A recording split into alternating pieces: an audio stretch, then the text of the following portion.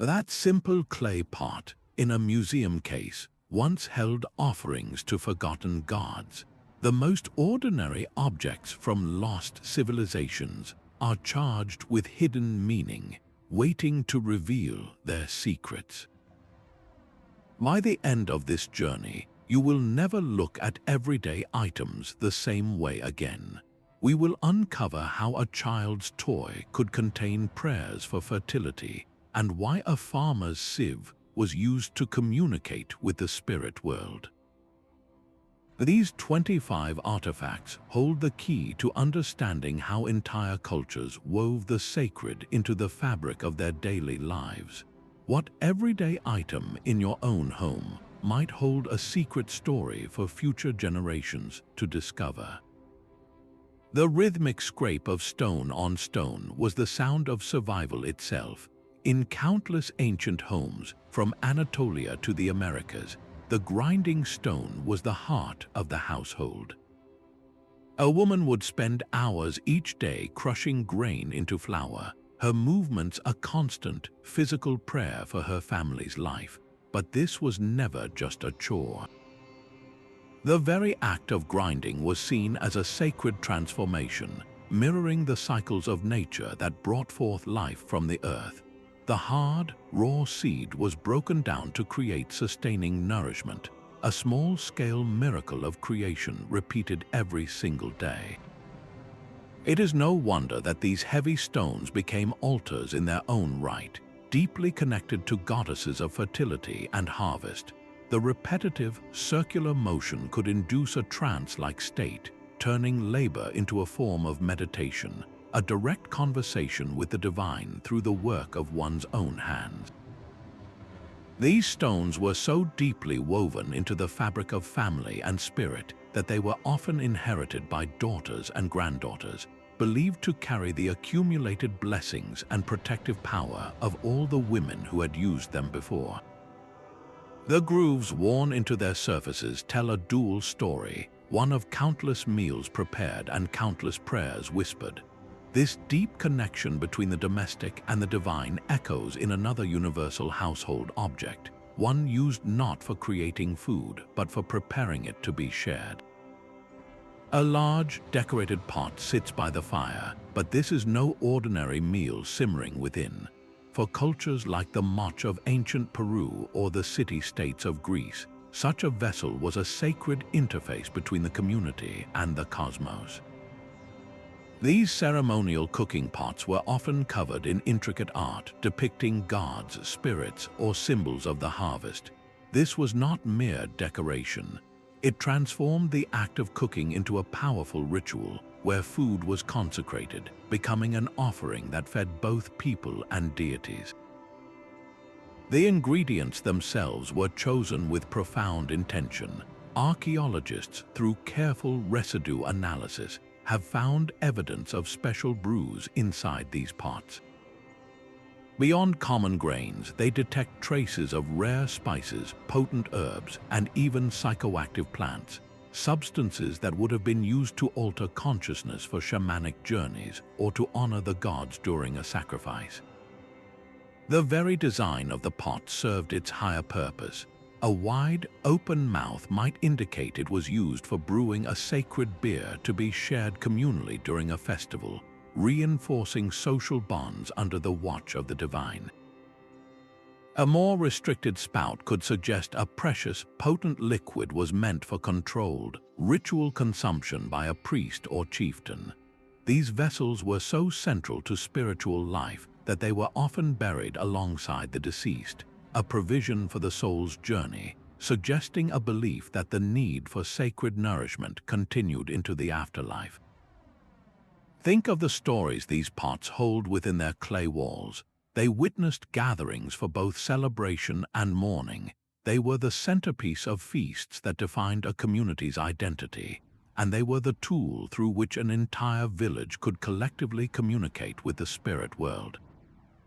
This deep ritual significance reminds us that for our ancestors, even the most fundamental act of preparing food was enveloped in layers of ceremony and meaning. A spinner in the ancient Andes would feel the familiar weight of the carved disc or whorl at the end of her spindle as she twisted raw fibers into strong, usable thread. This small, circular object was far more than a simple tool to speed up spinning.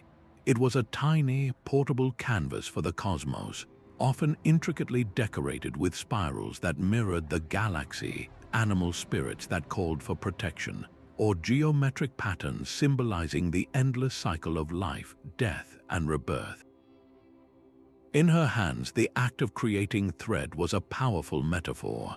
Just as she spun chaotic wool into orderly yarn, she was participating in the weaving of fate itself, aligning her own life with the greater cosmic order. This connection was so profound that these whorls were cherished personal items, frequently placed in graves to accompany their owners into the afterlife, ensuring the sacred work of creation would continue beyond death. The material of the whorl itself spoke volumes. A common clay disc might be used for everyday clothing, while a whorl carved from polished stone or even cast in copper signaled a woman of high status, someone producing the exceptionally fine textiles reserved for priests and ceremonial use. Ethnographic records from traditional societies reveal that the work was often accompanied by specific songs and chants, rhythmic poetry that turned the repetitive motion into a devotional practice, a way to weave prayers directly into the very fabric of the cloth. So the next time you see a simple spool of thread, consider the profound ritual it descends from. This humble tool beautifully illustrates that for ancient cultures, there was no separation between skillful craftsmanship and spiritual devotion, a theme that echoes in the objects we use to define our own identity. An ornate Egyptian comb carved from hippopotamus ivory was far more than a device for untangling hair. Its surface teemed with miniature guardians. The eye of Horus warded off malevolent glares, while serpents coiled in defiance of poison and disease. For its owner, this was a fortress for the head, a first line of defense in a world teeming with unseen dangers. This protective power was considered most vital for the most vulnerable. Small combs have been found in the tombs of children, their delicate teeth meant to keep evil spirits from the child's body, just as they kept knots from their hair. During childbirth, a period of immense spiritual and physical risk, a woman might use a specially consecrated comb, its ritual power intended to safeguard both mother and newborn. The very act of combing could be a purification rite. In some cultures, as a young person entered adulthood, an elder would carefully comb their hair. This was not about vanity. It was a symbolic untangling of their childhood, a smoothing of the past to prepare them for the new, ordered responsibilities of their future life. Even in death, the comb's duty continued. Placed within a burial, often nestled close to the skull, it was a necessary provision for the soul's final journey, ensuring the deceased would arrive in the afterlife properly adorned and protected. Some scholars suggest the spacing of the teeth on certain combs was not arbitrary. The groupings could reflect lunar cycles or sacred numbers, turning a personal grooming tool into a tiny, handheld calendar of the cosmos. So the next time you run a comb through your hair, consider the profound legacy of this simple act. It connects you to an ancient belief that caring for the body was inseparable from caring for the soul, a philosophy that extends to the very clothes we choose to wear. The sandals left a faint, patterned impression in the dust, a temporary mark of a journey both physical and spiritual. In the ancient American Southwest, a pair of woven sandals was far more than foot protection. Their intricate designs were a wearable map, encoding the wearer's clan affiliations, social status, and even their intended spiritual path. The very act of walking was a ritual, each step a conscious connection between the individual and the sacred earth. This concept was universal. the Romans crafted specific ritual sandals for their priests, decorated with crescents and other motifs that publicly declared their divine authority and connection to the gods. In many other traditions, the opposite action held equal power. Removing one's shoes before entering a holy space was a profound gesture of humility, a way to shed the dust of the outside world and tread upon hallowed ground with respect. Footwear itself could be an offering. Worn-out sandals have been found carefully placed at shrines and burial sites, perhaps as a votive gift or as a symbolic end to a pilgrim's arduous journey. The materials told their own story. Leather from a particular animal might invoke that creature's strength or speed, while plant fibers dyed with rare, sacred colors like crimson or indigo linked the wearer to the spirits of the earth and sky. Even in their silence, these objects speak volumes. A trail of identical footprints preserved in the mud of a ceremonial plaza can reveal a processional route used for generations. The unique wear patterns on a sole can show us exactly how a dancer moved during a ritual performance. What truths did these shoes carry across deserts and through temple courtyards? They were witnesses to pilgrimages of faith, to rites of passage from adolescence to adulthood, and to the final, solemn journey into the afterlife. They remind us that for our ancestors, every step could be a prayer, and the path one walked was as important as the destination. This ritualization of movement finds a parallel in another object designed not for walking the earth, but for navigating the heavens. A tall staff carved with the coiled form of a serpent feels solid and sure in an elder's hand. This was far more than a walking aid. It was a scepter of the natural world. For a tribal leader in ancient Europe, the ceremonial staff was a physical extension of their authority, a badge of wisdom earned through decades of experience. Its intricate carvings were not mere decoration. They were a public declaration of ancestral lineage and spiritual allies. Animal totems like the bear for strength or the stag for nobility proclaimed the owner's connection to the powers of the wild. The very act of carrying it was a performance of status, but its use was deeply functional in ritual life. During ceremonies, the staff would thump against the earth, its rhythmic impact marking the boundaries of sacred space and driving away malevolent forces. It could be pointed to direct the focus of a gathering, or used to trace symbols in the soil, making the invisible world momentarily tangible for all to see. The choice of wood was a sacred decision in itself. Mighty oak was chosen for leaders who embodied strength and endurance, while flexible willow might be for a seer or healer, someone who needed to bend with the spirits rather than oppose them. These trees were often harvested under the light of a specific moon, ensuring the living wood was imbued with celestial power from its very beginning. Some of these staffs held even deeper secrets. A cleverly carved pommel might unscrew to reveal a small hollow chamber within, a hidden compartment for storing potent ritual substances. Crushed herbs for blessings, sacred red ochre pigment for marking initiates, or even a relic of a revered ancestor could be carried within this most personal of altars. The evidence of this intense use is etched into the object itself. Archaeologists can see the unique polish and grip where left by a lifetime of handling, telling them exactly how this tool of office was held during solemn oaths and energetic dances. How did a simple branch become such a potent vessel of authority? It transformed the human body, making the elder a living bridge between the earth below and the spirit world above. This ritualization of guidance, of literally leaning on a symbol of power, finds its echo in the objects that brought entire communities together in celebration and ceremony. A feast bowl carved from a single cedar log could hold an entire seal, its weight requiring several people to lift.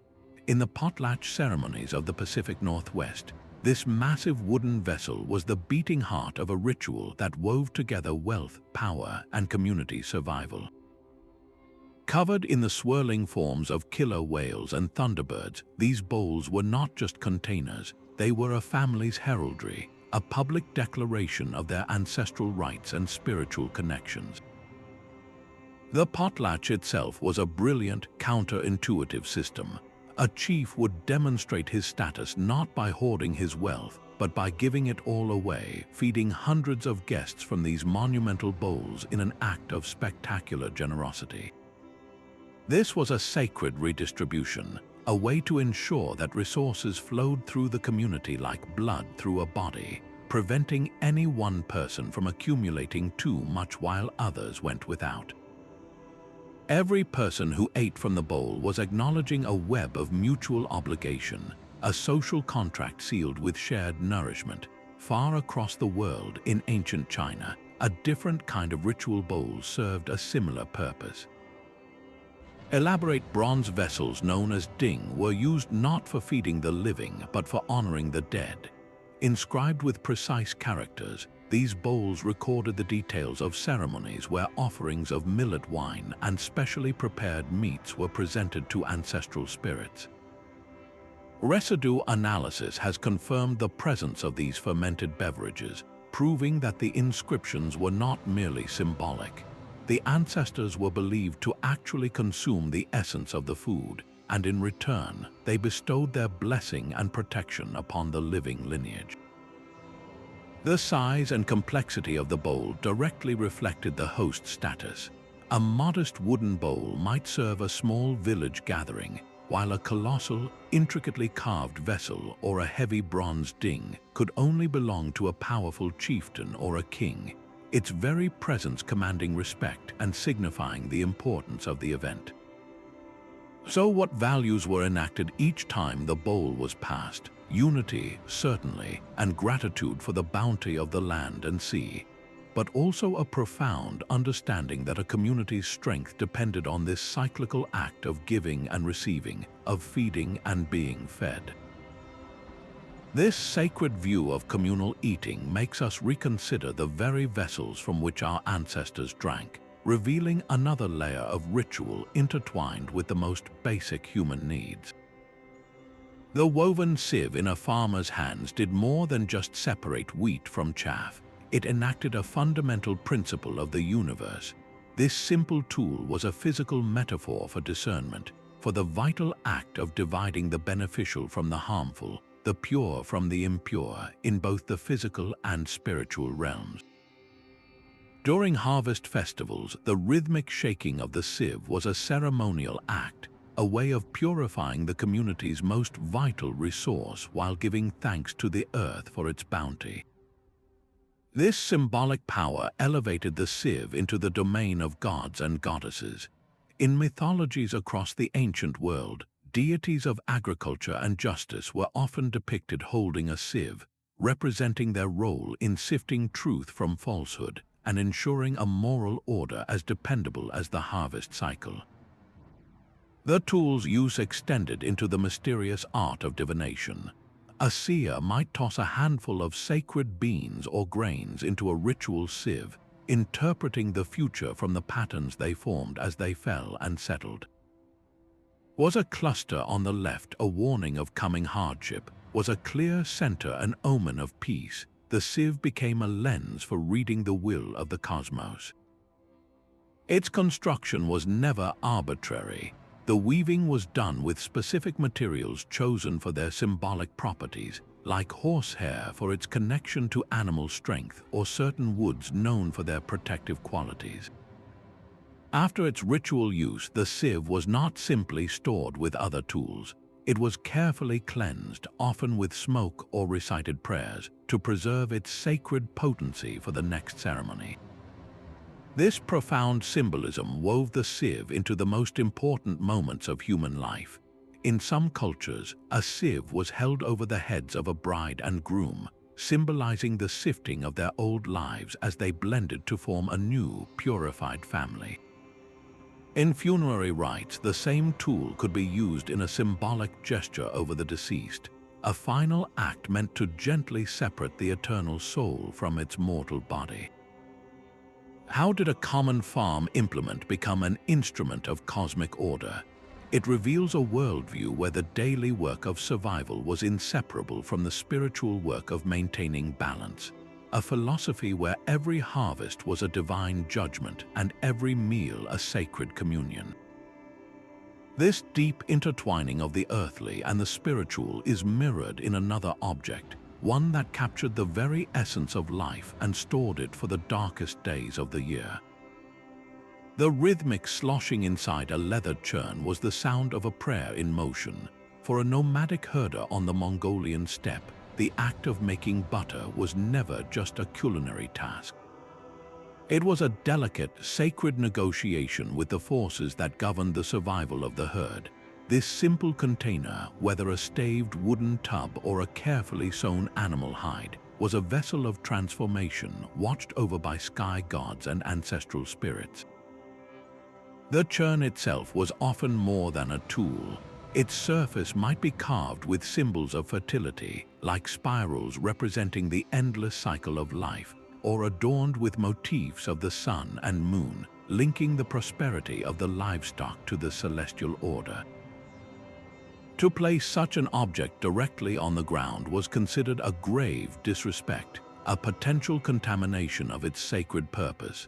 Instead, it was often kept on a special platform or a clean felt cloth, a small altar dedicated to the miracle of creation happening within. The work was accompanied by its own soundtrack. Specific songs and chants were passed down through generations of women, their rhythms perfectly matched to the steady, rocking motion of the churn. These were not merely work songs to pass the time. They were incantations, heartfelt pleas for the health of the animals and the richness of the milk, a direct verbal offering to the spirits who could grant such boons.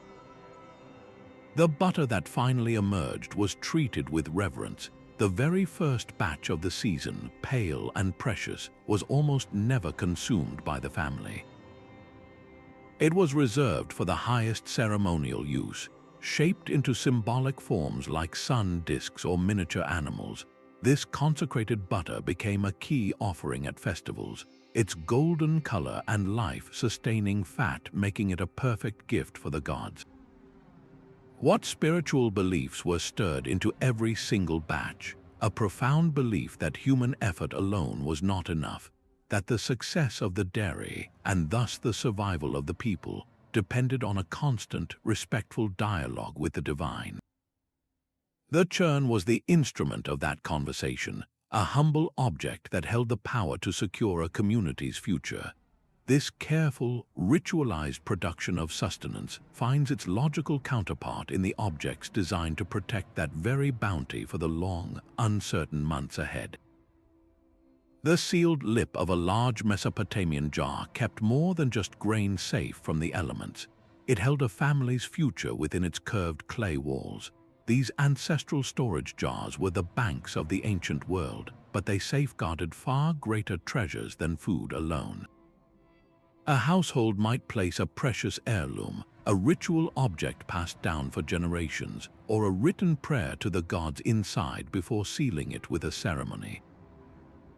This transformed the jar into a sacred time capsule, its contents not to be touched until a specific, auspicious date, like a wedding, a birth, or a seasonal festival. The act of opening it became a ritual in itself, a moment when the past literally nourished and protected the present.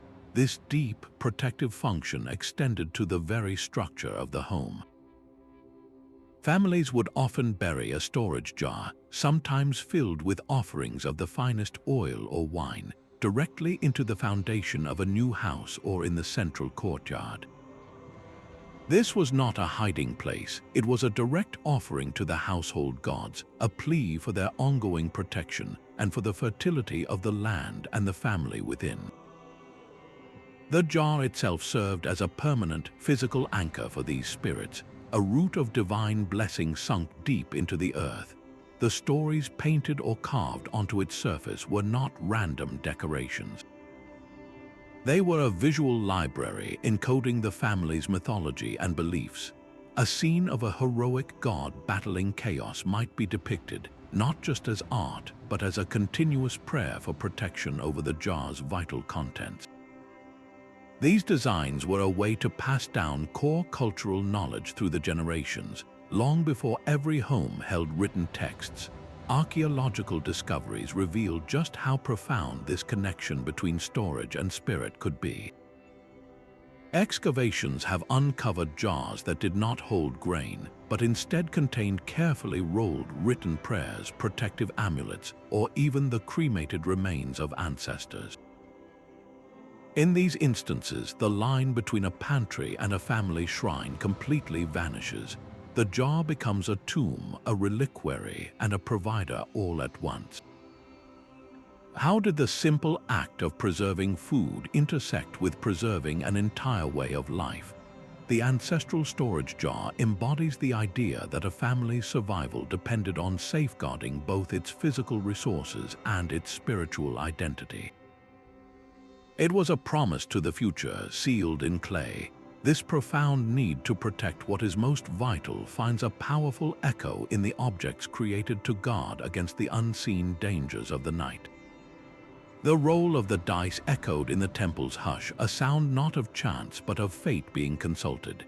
In the shadows of an Egyptian tomb, a Senate board was laid out, its 30 squares a map for the soul's perilous journey through the underworld. This was no simple game. Each throw of the casting sticks was a plea to the gods, each move of the pawn a symbolic step toward eternal life, away from the demons of oblivion. The board itself was a sacred text crafted from ebony, ivory, or faience, and inlaid with hieroglyphs marking the houses of grace and the houses of peril. To land on the square of drowning was a spiritual catastrophe, while reaching the final square meant achieving union with the divine. These boards were so vital for the afterlife that they were often placed right in the coffin, nestled beside the mummy, a necessary guide for the ultimate challenge. But their use was not confined to the dead. In life, priests and even pharaohs would play, interpreting the game's outcome as a direct message from the gods, an omen for a coming battle or the success of the harvest. The playing pieces themselves were miniature totems. A lion-shaped piece might embody strength and protection, while a piece carved like the god Thoth could invoke his wisdom to outmaneuver an opponent. A game could become a ritual reenactment of the sun god's nightly battle through the darkness, a cosmic conflict played out on a handheld battlefield. What truths were revealed when a high priest made a winning move? It was believed the gods themselves tilted the scales, favoring the devout or sending a warning to the proud. This transforms our understanding of a simple game board. It was not a toy, but an oracle, a training ground for the soul, and a sacred contract between the mortal and the divine. The profound belief that cosmic order could be reflected in structured play finds a startling parallel in an object designed not for spiritual contest, but for pure, unadulterated sound. A polished bronze disc catches the flickering torchlight, but its surface reveals far more than a human face. In ancient China, a mirror like this was a window to the unseen world, a tool for scrying that allowed a shaman to perceive spirits, divine the future, or communicate with ancestors. This was not a passive object, it was an active portal. Mirrors were deeply associated with solar deities, their reflective surfaces capturing and containing a sliver of the sun's divine power, while in other cultures, their watery sheen connected them to lunar goddesses and water spirits. The elaborate designs on the back were a map of the entire cosmos. Coiling serpents might represent the underworld, while celestial beasts and symbols of the stars charted the heavens, framing the reflective surface as a point of access to all realms. The very act of polishing the bronze was a meditative ritual, a careful, repetitive process of clearing away tarnish that was seen as a metaphor for clearing the mind of spiritual obscurity, preparing the tool for its sacred work. In life, these mirrors were central to ceremonies. A priest might use one to capture the essence of a deity during an invocation, or angle its surface to deflect malevolent energies and curses away from a king. In death, the mirror's journey continued. Placed in a tomb, it served as a guide for the soul, a light to navigate the darkness of the afterlife, or a protective shield against the demons one might encounter. How did looking into such a mirror become a way of looking into the soul? It embodied the profound belief that the surface world was an illusion, and that true sight meant peering through the reflection to perceive the hidden spiritual reality beneath. This quest to manipulate perception and identity through personal objects extends to another intimate item, one that held the power to transform the self completely. The intricate knots of a ceremonial belt were far more than a fastener. They were a physical contract with the community and the cosmos. A Celtic warrior's leather girdle, studded with bronze plaques depicting boars and sun wheels, did not just hold up his trousers. It announced his lineage, his battle prowess, and his spiritual allegiance for all to see. This was a wearable identity, a public declaration of who he was and what forces he called upon for protection. The act of tying and untying this belt was loaded with profound meaning. During a marriage ceremony, the ritual binding of a couple's belts together symbolized the inseparable nature of their new union, a vow made tangible. Conversely, the untying of a belt could mark a sacred transition, such as a young person shedding the constraints of childhood to take on the responsibilities of an adult. This object was believed to possess powerful apotropaic qualities, the ability to actively ward off evil. A pregnant woman might wear a specially woven girdle, its fibers imbued with protective herbs and its clasps shaped like guardian spirits, to create a circle of safety around her and her unborn child during this vulnerable time. The materials were never chosen lightly. Common linen or wool sufficed for daily life, but a belt for a high priestess might be woven with threads of gold and inscribed with tiny, meticulously engraved prayers, turning her waist into a mobile altar. Some of the most fascinating archaeological finds are belts with incredibly complex knotwork. Scholars now suspect these were not merely decorative. The number of loops and the pattern of the weave might have encoded celestial cycles, tracking the movements of the moon or the seasons, or they could tell an entire mythological story of a god's journey, a narrative to be carried on the body. How did a simple strip of cloth or leather become such a dense repository of identity and belief? It demonstrates that for ancient cultures, the body was a canvas for ritual. Adorning it for key life transitions was a way of physically mapping the inner journey onto the outer self, a practice that extended to the very tools used to shape one's appearance. A gleaming crescent of gold reshaped the very face of a Mach lord. This nose ornament was far more than jewelry. It was a bold declaration of divine right, a piece of the cosmos worn directly upon the breath. In ancient South America, from the Maya to the Mach, such objects were reserved for the elite, forged from materials that shouted of power and connection. Gold, the sweat of the sun, and jade, the stone of life and eternity, were not choices of vanity but of profound spiritual significance. The designs hammered into their surfaces were a public language. A ruler might wear a nose ring depicting the fanged face of a jaguar god, claiming that deity's ferocity and authority as his own. Another might display an intricate geometric pattern representing the layers of the world, from the underworld to the celestial realm, positioning his own body as the central axis that connected them all. The sheer scale of some of these ornaments was a performance in itself. Certain Mach nose rings were so massive and heavy that they covered the entire lower half of the face, requiring a golden harness to support their weight. This was not comfortable adornment. It was a physical burden of leadership, a constant, tangible reminder to the wearer and everyone who beheld them of the immense responsibility they carried. The act of piercing the nose was itself a transformative ritual, often a key part of an initiation into adulthood or a ruler's investiture ceremony. The sharp pain and the flow of blood were seen as a necessary sacrifice, a literal opening of a new pathway for the breath of life, and it was believed for spiritual perception. This new aperture allowed the wearer to better inhale the sacred essence of the world, to smell the offerings of the people, and to sense the presence of the gods. In death, this connection was not severed. These magnificent ornaments were placed within the tombs of kings and priests, ensuring that their identity and authority, so clearly displayed upon their face in life, would be recognized by the ancestors and the gods in the afterlife. What messages were etched into these golden curves? They spoke a silent, powerful language of lineage, of a contract with the divine, and of a human body transformed into a living monument. This ritual focus on the face as a canvas for power finds a parallel in another object designed not for the breath, but for the voice itself.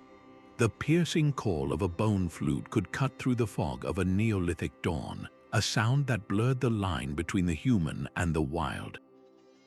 Crafted from the hollow wing bone of a crane or an eagle, this instrument was far more than a source of melody. Its very material was a deliberate choice, a way to capture the essence of a sky-bound creature and channel its power. When a hunter blew into it, the notes that echoed across the valley were not a tune, but a conversation. He was mimicking the call of his prey to lure it closer, but he was also speaking to its spirit, asking for its consent to become the sacrifice that would sustain the village. This same flute took on a different voice after dark. In the fire-lit circle of a ritual, its haunting, breathy tones served as a direct conduit to the unseen world, the sound vibrations believed to physically part the veil between realms. The shaman would play a specific sequence of notes, a sonic key meant to open a pathway for ancestral spirits to join the gathering, or for the healer's own soul to travel in search of wisdom. The design of these instruments was a sacred science. A flute made of clay, stamped with symbols of earth deities, produced a deeper, more resonant tone used to call upon the spirits of the soil and ensure a good planting. The number of finger holes was rarely arbitrary. Some flutes have been found with 5 holes, mirroring the digits of a human hand and perhaps representing the 5 sacred directions, a musical map of the cosmos. These sounds were not merely heard, they were felt within the body, their rhythmic pulses and dissonant intervals carefully orchestrated to alter consciousness, to guide the listener into a trance state where divine messages could be received. Their vital role did not end with a person's final breath. Flutes and whistles are discovered in graves across the world, placed beside a warrior, a chieftain, or a child. This was a practical provision for the soul's long journey, an instrument to call for help from spirit guides, to frighten away underworld demons, or to simply provide a familiar comfort in the terrifying unknown. What power did our ancestors hear in those first, carefully crafted notes? They understood that sound was a fundamental, shaping force of the universe, a vibration that could rearrange reality itself. This deep belief in the magic of music finds its echo in another object, one that did not create melody, but captured and commanded the most powerful rhythm of all. The sharp, percussive whisper of seeds inside a dried gourd is one of humanity's oldest rhythms. In the hands of an Amazonian shaman, this simple rattle was not an instrument for music, but a key for unlocking the spirit world. Each shake was a deliberate act, the sound waves believed to physically clear the air of malevolent energies and create a purified, sacred space for healing and communication. The contents within were chosen with immense care. Tiny pebbles from a specific riverbed might summon water spirits, while hard seeds from a sacred tree could call upon the wisdom of the forest itself. The shaman would shake the rattle in a complex, unchanging rhythm, a sonic pattern that served as a beacon, guiding his own soul on its journey to meet ancestral spirits and asking their guidance for the living. This was not a performance for an audience. It was a vital, focused dialogue with the unseen, and the rattle was the essential tool that made the conversation possible. Its power extended beyond the shaman's solitary journeys. During community ceremonies, the rhythmic shaking would accompany epic stories of creation and myth, the sound helping to embed these vital narratives into the memory of every listener. At a child's birth, a gentle rattle might be shaken to welcome the new soul and protect it from harmful influences. In healing rituals, the sound was directed over the body of a sick person, the vibrations thought to shake loose the spiritual sickness clinging to them. The rattle's exterior was a canvas of protection and intention. It might be painted with zigzag lines representing lightning to invoke swift power, or carefully carved into the shape of a jaguar, its ferocity serving as a guardian for the rituals conducted with it. The materials themselves were ritually harvested. The gourd was not simply picked, it was gathered at dawn after a night of prayers, and the handle, perhaps a piece of hardwood, was cut from a tree considered the abode of a friendly spirit. This profound connection meant the rattle was a deeply personal object, a companion for a lifetime of spiritual work.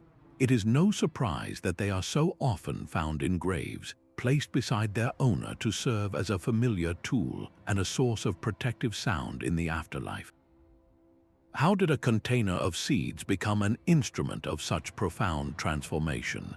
It embodies the universal understanding that rhythmic sound is a fundamental creative and destructive force. It can build a sacred enclosure out of thin air and dismantle spiritual illness with its vibrations.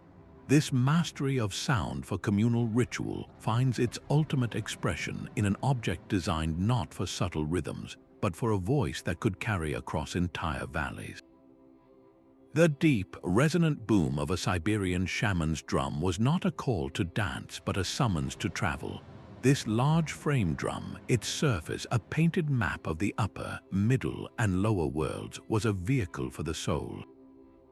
When the shaman began his steady, hypnotic rhythm, the beat was understood to be the very heartbeat of the earth, a powerful vibration that could shake his spirit free from his body. This was not a metaphor, but a practical tool for an urgent journey. The drum provided the sonic roadway for the shaman to traverse the cosmic realms, to seek out answers from ancestral spirits, or to do battle with malicious forces causing illness in the village. The process of creating such a drum was a sacred endeavor from start to finish. The wooden frame was not simply cut, it was carefully selected from a tree struck by lightning, believed to be charged with celestial power. The hide stretched across it came from a powerful animal like a reindeer or a wolf, a deliberate choice to incorporate that creature's strength and spiritual essence into the instrument. At every stage of its construction, from the carving to the stretching to the painting, prayers were offered and rituals performed, weaving intention directly into the object. The resulting drum was not owned but partnered with a living entity that demanded respect. The specific patterns played were a complex language. A rapid, frantic beat might mimic a gallop, carrying the shaman's spirit swiftly across the spirit landscape, while a slow, deep, pounding rhythm could be used to call a specific deity or ancestor into the ceremonial space. During communal rites like solstice celebrations, the entire village would feel the drum's vibrations, the collective rhythm uniting them in a shared experience of the sacred, aligning their lives with the turning of the seasons. Because of this immense power, a drum was never just a personal tool. It was a lineage's greatest treasure. Passed from master to apprentice, it was believed to accumulate spiritual potency with every ritual it facilitated. its worn skin and faded paintings a testament to generations of successful journeys into the unseen. What realities did these drumbeats make tangible? They offered a profound belief that the boundaries of our world were permeable, and that through disciplined rhythm, a human could navigate the cosmos itself. This mastery over vibration to order the universe finds a fascinating parallel in an object designed not for spiritual travel, but for imposing a very different kind of order upon the world. A carved wooden rod from Babylon was far more than a carpenter's tool. It was a key to the architecture of the universe. This ritual measuring stick did not merely calculate the length of a wall or the volume of grain. It laid down the invisible lines that connected the human world to the divine. When a priest stretched his cord or aligned his rod to mark the foundation of a new temple, he was not just building, he was performing a sacred act of creation, mirroring the work of the gods who brought order from chaos at the dawn of time. The precise dimensions were everything. A temple's length and width, the placement of its altar, the orientation of its doorway, all were determined by a sacred geometry derived from the movements of the sun, moon, and stars. The structure itself became a cosmic engine, designed to harness celestial power and channel it directly into the heart of the community. This divine art of measurement was a responsibility of the highest order, often entrusted to a special class of priest geometers who were seen as the direct inheritors of knowledge gifted by gods of order and creation. The tools themselves reflected this holy purpose. A simple wooden rod might be meticulously carved with numerical symbols representing sacred ratios, or inscribed with the names of deities who presided over mathematics and the heavens. The very length of the measuring stick was often a standard derived from the proportions of the human body, the royal cubit based on the length of the pharaoh's forearm, for instance. This was a profound statement, physically linking the microcosm of the individual to the macrocosm of the ordered universe. In the hands of a ritual specialist, this stick became a powerful boundary maker. Before a ceremony, he would use it to carefully measure out and mark a sacred precinct on the ground, a simple line in the dust that created a temporary temple, separating the sanctified space of the ritual from the profane world outside. This act defined where the gods could be safely invoked and where the community could stand in their presence. How did a tool of pure practicality become an instrument of such profound cosmic harmony? It reveals a fundamental desire to impose a divine order upon the wildness of the world, to build a human reality that resonated in perfect accord with the music of the spheres. This deep need to measure, define, and illuminate our surroundings finds its ultimate expression in the objects we created to push back the primal darkness. A single flame flickered in the terracotta lamp, casting dancing shadows of a horned god across the wall. In ancient Rome and Judah, this small, animal-shaped lamp was a nightly fortress against the terrors of the dark. Its light was a declaration that the household remained vigilant, its glow actively pushing back not just the physical night, but the malevolent spirits believed to thrive within it. The lamp's shape was a crucial part of its power. A lamp molded in the form of a lion drew upon the beast's ferocity to guard the home, while one shaped like the goddess Minerva offered the protection of her wisdom. This was not mere decoration, it was a permanent invocation, a silent prayer cast in clay or bronze. The very fuel burned within was a sacred choice.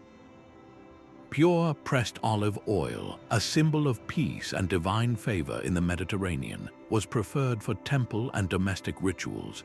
In Northern Europe, beeswax candles, made from the labor of creatures connected to the sun, were prized for their clean, sweet-smelling burn, their smoke carrying prayers directly upwards. Lighting the lamp was never a mundane chore.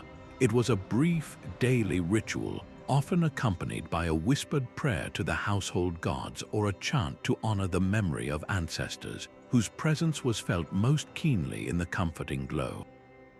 This sacred duty extended beyond the home. During festivals like the Roman Parentalia or the Jewish Hanukkah, lamps placed in windows transformed individual homes into a constellation of faith, a visible, communal web of participation and belief. In death, the lamp's guiding role became even more profound. A lamp placed in a tomb was a practical and spiritual necessity, a tiny, eternal sun meant to illuminate the soul's path through the terrifying darkness of the underworld, ensuring it would not get lost on its journey to the afterlife. The designs etched around the lamp's reservoir often told a story, with astrological symbols linking its flame to the distant stars or mythological scenes that played out in the flickering light. How did controlling this small fire become a sacred duty? The ceremonial lamp embodies the profound idea that light itself was an active, cleansing force, a particle of the divine that could sanctify a space, connect a community, and guide a soul. This ritual mastery over flame to define sacred space finds a powerful counterpart in an object that used fire not for gentle illumination, but for radical transformation. A thick plume of frankincense smoke curls from the bronze censer, carrying the prayers of an entire community straight toward the heavens. This Arabian incense burner was far more than a source of pleasant fragrance. It was a sophisticated machine for communication with the divine. Across the ancient world, from the temples of China to the pyramids of the Maya, specific resins were chosen for their sacred rituals. Frankincense, the tears of the sun god, and myrrh, a resin associated with death and eternity, were not random selections. Their unique, aromatic smoke was believed to be the only substance light enough to travel to the realm of the gods, a perfect vehicle for human petitions and gratitude. The very act of burning these precious substances was a sacrifice, a literal transformation of worldly wealth into ethereal messages. The design of the burner itself was a critical part of the ritual. A censer shaped like a mythical beast, perhaps a dragon or a griffin, did not just hold the coal, it embodied a celestial guardian whose job was to protect the ascending prayer on its journey. A burner modeled on a temple with perforated walls mimicking columns and archways created a miniature, portable sanctuary, its smoke representing the spirit of the holy place itself. The motion used to handle it added another layer of meaning.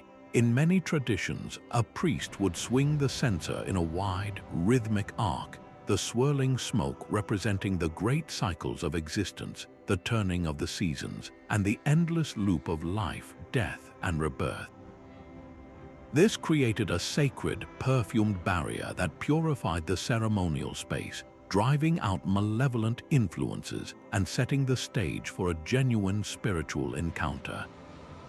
The use of incense was deeply practical in these intense settings. During animal sacrifices, the thick smoke helped mask the overwhelming scent of blood and death, making the offering more palatable to the deities. For a healer or a meditator, the steady, fragrant smoke provided a focal point for the senses, its rising form a visual guide for the soul to follow into deeper states of consciousness. We find these burners everywhere, from the grand altars of state temples to the modest home shrines of ordinary families. A small clay incense holder in a domestic setting reveals that this communication with the divine was not reserved for priests alone, but was a daily ritual that filled the home with sacred scent and intention. What desperate hopes and profound thanks were vaporized into those silent, elegant plumes? The incense burner masterfully ritualized the very air we breathe, transforming atmosphere into a medium for the divine. This careful curation of a personal, sacred environment through scent finds an intimate parallel in the objects used to anoint and protect the human body itself. The deep green paste on the stone palette was a shield against the unseen. In pre-dynastic Egypt, a cosmetic palette was far more than a vanity case. It was a portable altar for creating spiritual armor. The act of grinding malachite for green or galena for black coal was a ritual in itself, transforming raw earth into a potent substance that protected both the body and the soul. This makeup served a vital physical purpose, shielding the eyes from the desert sun's glare and repelling flies, but its true power was believed to be magical. The dark, striking outline of coal around the eyes was not just for beauty, it was a powerful amulet against the evil eye, a malicious glare or curse that could bring sickness or misfortune. By making the eyes resemble those of a god, the wearer was placing themselves under divine protection. The palette itself was a sacred object, often carved from a single piece of slate into the shape of a turtle, a creature symbolizing eternal life, or a Nile fish representing fertility and regeneration. These were not whimsical choices, they were deliberate invocations of specific spiritual forces, turning the simple tool into a permanent prayer. The application of the makeup was a ceremonial preparation. Before a ritual, a battle, or a funeral, an individual would carefully adorn their face, each stroke a deliberate act of warding and transformation. They were not just making themselves up, they were arming themselves for an encounter with the divine, the enemy, or the afterlife. The ingredients confirmed this sacred purpose. Archaeologists have found traces of lead in ancient Egyptian coal, which we now know has antibacterial properties, but they also found crushed lapis lazuli, a stone associated with the heavens, and other minerals believed to have apotropaic qualities to repel demons. This profound connection explains why these palettes are so commonly discovered in graves.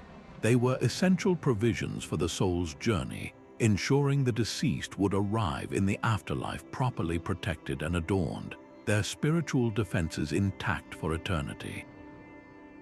How did the simple desire to enhance one's appearance become so deeply entwined with cosmic safety? The ritual cosmetic palette demonstrates that for ancient cultures, adorning the body was a way of aligning it with divine order, of drawing protective symbols directly onto the self. This intimate fusion of the personal and the sacred, of beautifying the body to fortify the spirit, finds a powerful echo in the objects created to contain the very essence of life. The sharp edge of a Scandinavian flint razor could sever more than just hair. This blade was a tool of profound transition, a physical instrument that marked the most important thresholds in a human life. In its most sacred role, the ceremonial razor was used in sacrificial rites. A chieftain might use a specific, ornately decorated bronze knife to make the final, decisive cut in an offering to Odin, believing the act and the tool itself channeled the sacrifice's vitality directly to the gods. But its transformative power was just as potent in the social sphere. The cutting of hair was a universal ritual. A young person entering adulthood would have their childhood locks shorn, a physical shedding of their past identity. A grieving widow might have her own hair cut short, a public, embodied declaration of her new status and loss. The blade did not destroy, it redefined. Its very form spoke of this sacred duty. The handle might be carved with the image of a wolf, invoking ferocity and protection, or inlaid with spirals symbolizing the endless cycle of life and death that the blade helped to navigate.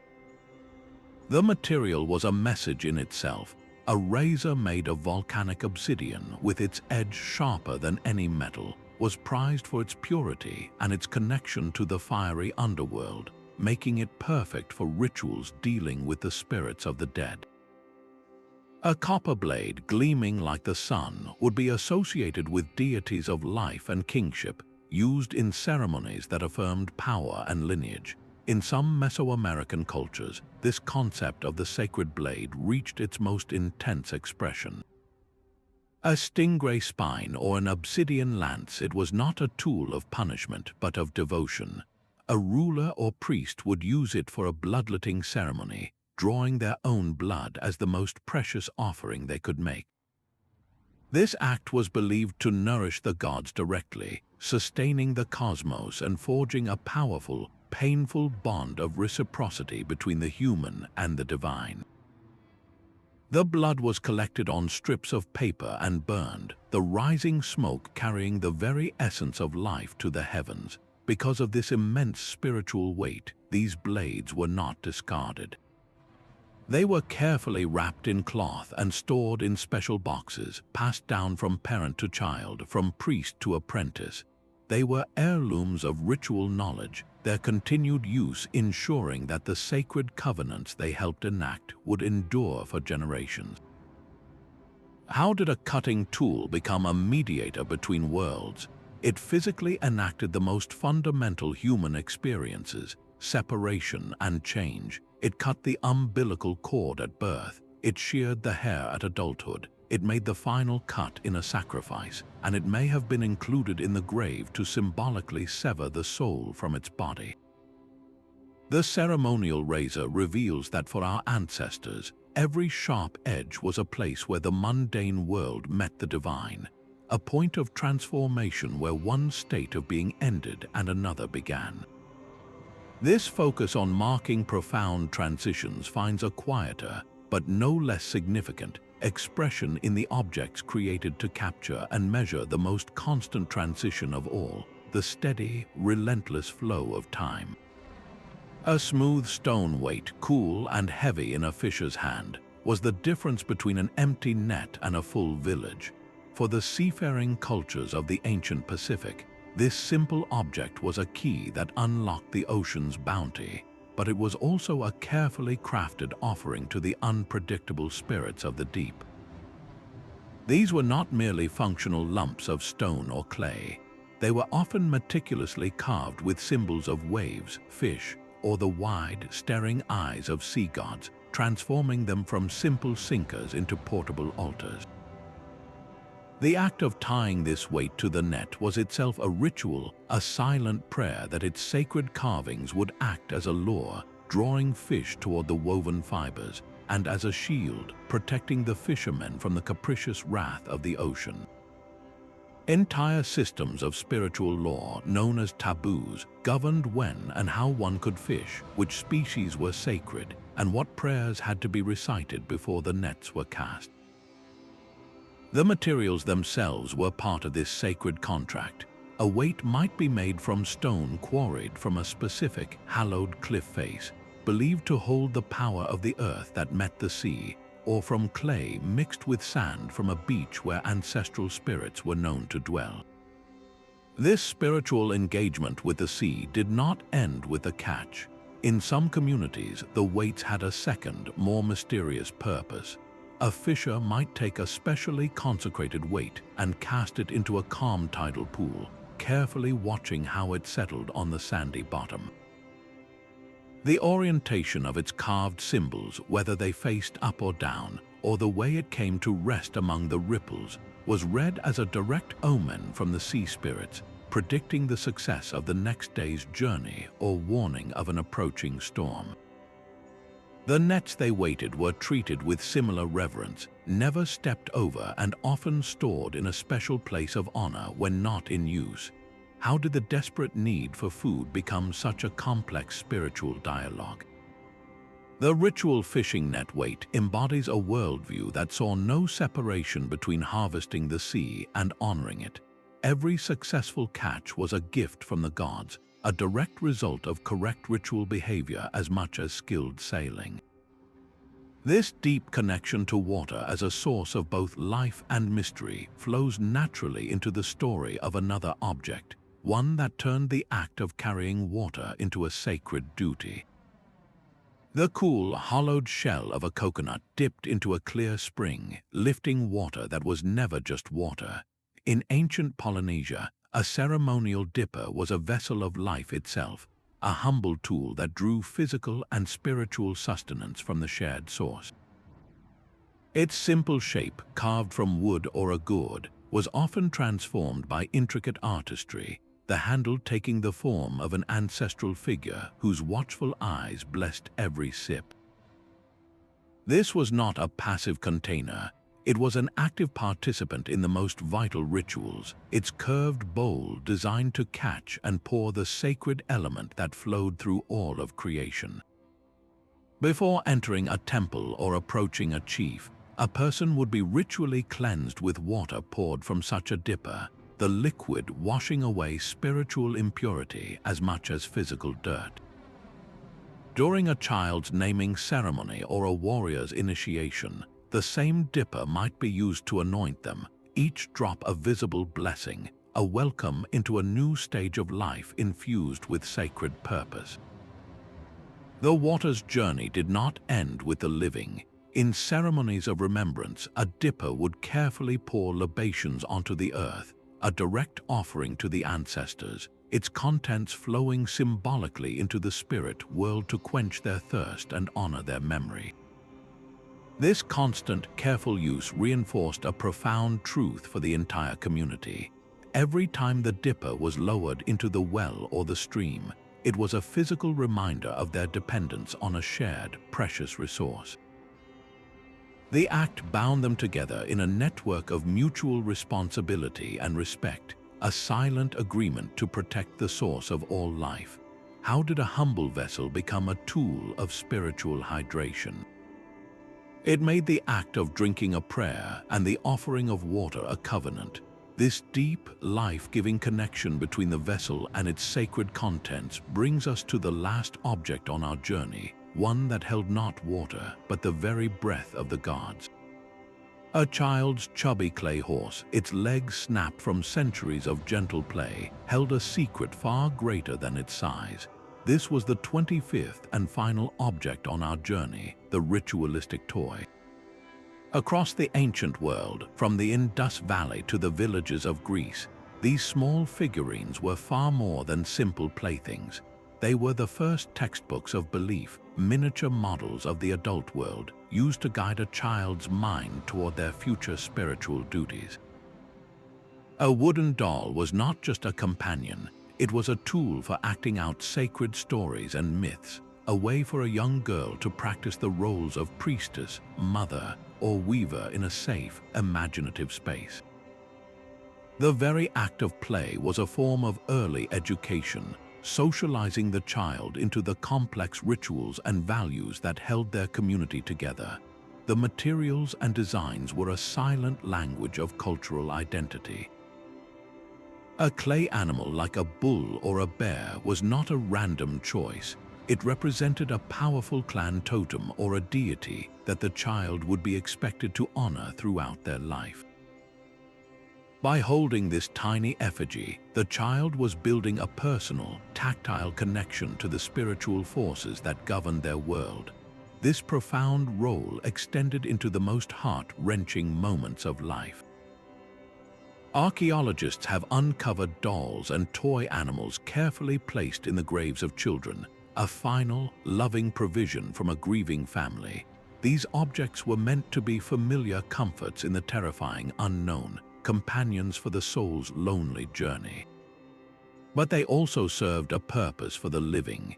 In fertility rites, a beautifully crafted doll could symbolize the healthy offspring a couple prayed for, its presence in a shrine and embodied hope for the future.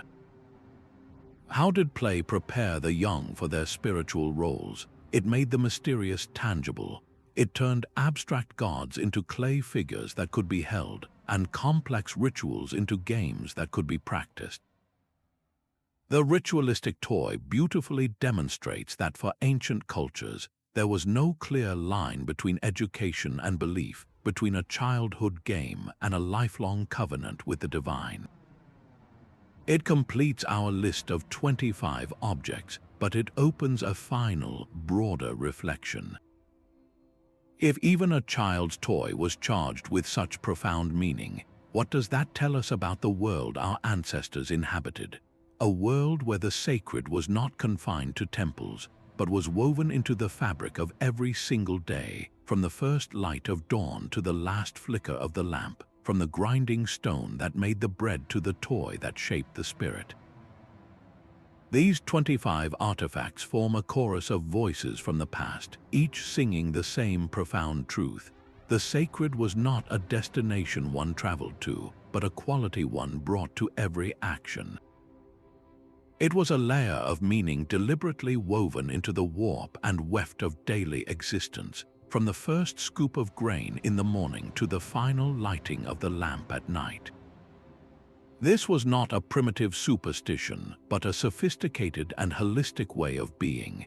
By embedding their deepest beliefs into the very tools they held in their hands, our ancestors transformed the world from a collection of random events into a place of profound order and purpose.